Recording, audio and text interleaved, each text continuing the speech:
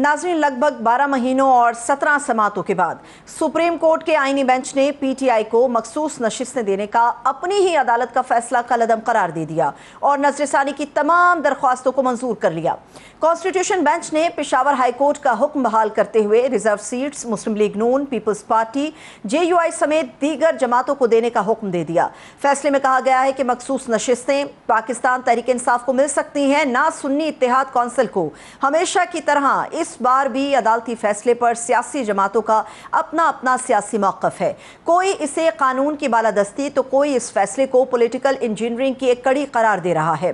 Case का background क्या है? ये बताता है कि 12 जुलाई 2024 को सुप्रीम कोर्ट के 13 रुकनी बेंच ने 5 के मुकाबले में 8 की अक्सरियत से पीटीआई के हक में फैसला सुनाया था, जिसको हुकूमती इत्तेहाद और इलेक्शन कमीशन ने चैलेंज कर दिया था। फिर जब ये मामला 13 रुकनी आईनी बेंच के सामने आया तो 6 मई को जस्टिस आयशा मलिक और जस्टिस अकील अब्बासी ने खुद को इस बेंच से अलग करते हुए रिव्यू पिटीशन को खारिज कर दिया और कहा कि वो पहले ही इस बारे में अपना फैसला दे चुके हैं। गुज़िश्ता रोज वकील हामिद खान के एतराज़ के बाद जस्टिस सलाहुद्दीन ने भी खुद को इस बेंच से अलग कर लिया था, जिसके बाद 10 रुकनी बेंच ने अपने दलाइल मुकम्मल होने पर यह फैसला महफूज सुना दिया। एतराज़ उठ रहा है कि अगर एक जज बेंच से निकल जाए तो बेंच टूटने की बजाय समाअत कैसे जारी रख सकता है।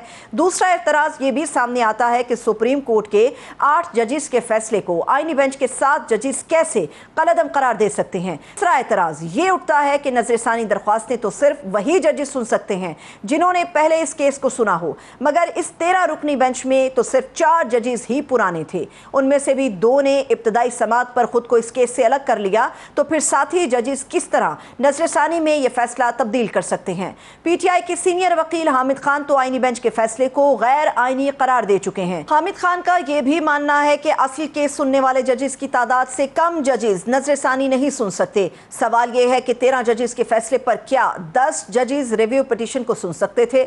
आइन एक है, कानून एक है, तो एक ही कानूनी फैसले पर कानूनी माहिरीन की राय आखिर मुख्तलिफ क्यों है? इसी पर बात करने जा रहे हैं। इस वक्त स्टूडियोज में हमारे मौजूद मेहमान मौजूद है माहिर कानून हाफिज एहसान साहब, उनसे बात करते हैं। बहुत शुक्रिया हाफिज साहब आपके वक्त के लिए। हाफिज साहब, मुझे ये बताइएगा कि मखसूस नशिस्तों का जो फैसला आया है, आपके ख्याल में वो कितना फेयर है, या आप भी समझते हैं कि एक बड़ा तबका पाकिस्तान के अंदर इस फैसले को समझता है कि ये मुतनाज़ है? आपकी राय क्या है? बिस्मिल्लाहिर्रहमानिर्रहीम। Sarwat, thank you so much और my best wishes for your new programme ji. Thank you. अब उसके अंदर ये है कि अगर आप इस सारी सिचुएशंस को देखें, इलेक्शन कमीशन के फ़ैसले से लेके पाकिस्तान की सुप्रीम कोर्ट का जो अभी कल फैसला आया है, तो तकरीबन 17 के करीब फ़ैसले जो हैं इस रिज़र्व सीट्स के ऊपर आए हैं और 17 के अंदर सिर्फ एक फ़ैसला ऐसा है जो 12 जुलाई 2024 का आया, जिसकी डिटेल जजमेंट 23 जुलाई की आई, कि जिसके अंदर उन्होंने पीटीआई को कहा कि जी आप एंटाइटल हैं और उन्हें रिज़र्व सीट्स मिलनी चाहिए। ये एक सुप्रीम कोर्ट का 8-5 से फैसला आया। सही। उसके बाद ये है कि मामला रिव्यू के अंदर गया और बुनियादी तौर पे मामला ये चला था कि इलेक्शन कमीशन ऑफ पाकिस्तान के सामने जो है SIC जो है वो रिज़र्व सीट्स के लिए गई। चूँकि जब आप जनरल इलेक्शन होता है उसके 7-8 दिन के बाद इलेक्शन कमीशन ऑफ पाकिस्तान एक नोटिफाई करता है, 3 दिन के अंदर इंडिपेंडेंट जो है किसी भी पॉलिटिकल पार्टी को जिसकी असेंबली के अंदर प्रेजेंस है उसको ज्वाइन कर सकते हैं। और ये मैं कॉन्स्टिट्यूशन भी मेरे सामने है कि जिसके अंदर आर्टिकल 51 या आर्टिकल 106 के अंदर बड़ा वाज़ेह इस चीज़ के अंदर कि सिर्फ उसी पॉलिटिकल पार्टी को इंडिपेंडेंट कैंडिडेट ज्वाइन कर सकते हैं जिसकी असेंबली के अंदर प्रेजेंस। अब यहाँ के ऊपर जो है पीटीआई ने एक कॉन्स्टिट्यूशनल या पॉलिटिकल ब्लंडर किया कि उन्हें पहले SIC की तरफ जाना पड़ा कि जी हम उधर जा रहे हैं। उसके बाद उन्होंने कहा कि हम मजलिस मुत्तहिदतुल वहादतुल मुस्लिमीन की तरफ जाते हैं। फिर ये SI की तरफ आए और इलेक्शन कमीशन ऑफ पाकिस्तान को कहा कि जी हमारे डिक्लेरेशन जो हैं वो तकरीबन जो थे वो 80 के करीब थे कि जी इनको जो है SIC ने ज्वाइन करना है, सुन्नी इत्तेहाद काउंसिल ने, और उसके मुताबिक जो है आप इनका डिक्लेरेशन दें और रिज़र्व सीट से। अब कॉन्स्टिट्यूशन के लॉ के अंदर ऐसी कोई प्रोविजन नहीं है कि इनकी एंटाइटलमेंट जो बनती। उसके बाद ECP के अंदर गए, ECP ने एक फ़ैसला दिया 28 फरवरी को। उसके बाद ये अपनी चॉइस के मुताबिक पेशावर हाई कोर्ट गए, चूँकि पीटीआई के ख्याल के मुताबिक जो पेशावर हाई कोर्ट वो न्यूट्रल थी, इंडिपेंडेंट थी, और वहाँ के ऊपर 5-0 से इनके ख़िलाफ़ फ़ैसला आया SIC के। फिर SIC जो है वो सुप्रीम कोर्ट के अंदर चली गई। اب اس سارے پروسیس کے اندر سرورت کسی جگہ پی ٹی آئی نے اپنے آپ کو یہ نہیں کہا کہ ہمیں سیٹس دی جائیں، نہ الیکشن کمیشن، نہ ہائی کورٹ، نہ سپریم کورٹ کے اندر. لیکن حافظ صاحب وہ کہتے بھی کیسے، دیکھیں ایک مینڈیٹ ہے، اس مینڈیٹ کی بنیاد پہ پی ٹی آئی چیختی رہی کہ یہ ہمارا حق بنتا ہے، ہمیں دیا جائے. پشاور ہائی کورٹ کا جو بھی فیصلہ ہے اس کے بعد وہ سپریم کورٹ آف پاکستان چلے گئے. سوال یہ ہے کہ سپریم کورٹ کے آپ دیکھیں نا اتنے ایک بڑے بینچ نے فیصلہ دیا. نہیں، سروت یہ ہے کہ اگر پی ٹی آئی کا یہ استحقاق تھا یا وہ سمجھتی ہے یا آج بھی سمجھتی ہے تو پی ٹی آئی پہلے دن ہی کیوں نہیں الیکشن کمیشن آف پاکستان کے اندر گئی کہ یہ ہمارا استحقاق ہے، ہمارا مینڈیٹ ہے. اس کا مطلب یہ ہے کہ انہوں نے ایک کانسٹیٹیوشنل جو ہے سوئنگ کرنے کی کوشش کی، اور سوئنگ کر کے جب آپ کورٹ آف لا کے اندر جاتے ہیں تو پھر آپ کو آئین اور قانون کی کچھ شکیں تو پڑھنی پڑتی ہیں، اس پہ عمل کرنا پڑتا ہے.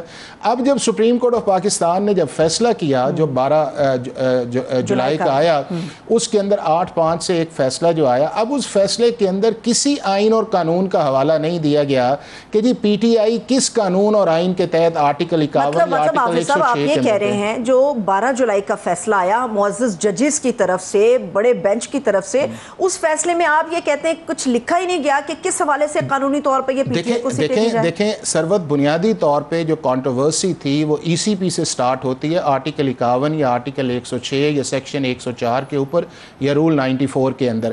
اب یہ معاملہ سپریم کورٹ آف پاکستان میں تھا ہی نہیں.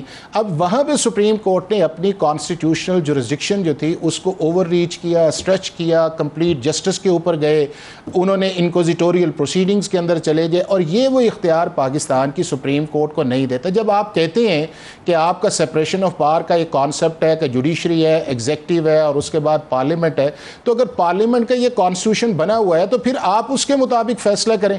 انہوں نے جب فیصلہ اس کے اوور اینڈ ابو کیا، اور آپ یہ دیکھیں کہ جب انہوں نے فیصلہ بھی کیا تو اس وقت انہوں نے کہا کہ جی اگر الیکشن کمیشن آف پاکستان کو کوئی پرابلم ہے تو وہ ریویو کے اندر آ جائے. پھر ان ریویو کو لگایا نہیں گیا، پھر 2 کلیریفیکیشنز آ گئی. اب جو بینچ اس کے اوپر بنا ہے، لیکن حافظ صاحب معذرت کے ساتھ جب سپریم کورٹ آف پاکستان نے 12 جولائی کا فیصلہ دیا تو آپ کو یہ نہیں لگتا کہ الیکشن کمیشن آف پاکستان نے بھی اس کے اندر غفلت برتی؟ 2 مرتبہ ان کو نوٹیفائی کیا گیا کہ اگر تو آپ ان کے جاری نہیں کرتے کہ یہ ان کا حق بنتا ہے تو وگرنہ آپ جو ہے نتائج بھگتنے کو تیار ہوتے، مگر الیکشن کمیشن نے بھی نہیں مانا اس کو. سروت 12 جولائی سے لے کے 23 آپ کی سپٹمبر تک جب تک ڈیٹیل ریزننگ نہیں آئی، ایک بھی letter supreme court of Pakistan کا الیکشن کمیشن کو نہیں گیا کہ آپ ڈیفائنس کر رہے ہیں یا آپ نان کمپلائنس کر رہے ہیں. چونکہ سپریم کورٹ نے ان بلٹ انہیں کہا کہ جی آپ ان کا فیصلہ کریں اور آپ ہمیں بتائیں، اور اگر آپ کو کوئی پرابلم ہے تو آپ ہمارے پاس. انہوں نے دوسرے تیسرے دن ہی ریویو کر دیا، 39 کو انہوں نے ڈکلیئر کر دیا، 41 کا وہاں پہ کوئی کانسیپٹ ہی نہیں بنتا تھا. اس کے بعد سپریم کورٹ جو ہے وہ ڈیٹیل ریزننگ نہیں دے رہی، پھر آپ کی لا کی امینڈمنٹ آ گئی، پھر سپریم کورٹ نے ایک فیصلہ دیا کہ نہیں جی ہم سمجھتے ہیں کہ پی ٹی آئی اس کے اندر انٹائٹل ہے. جب پی ٹی آئی انٹائٹل تھی تو دوبارہ کہا گیا کہ چلیں اگر آئیں ریویو اس کو سنتے، انہوں نے کہا جی ہم چھٹیاں ہم اس کو سنتے نہیں ہیں.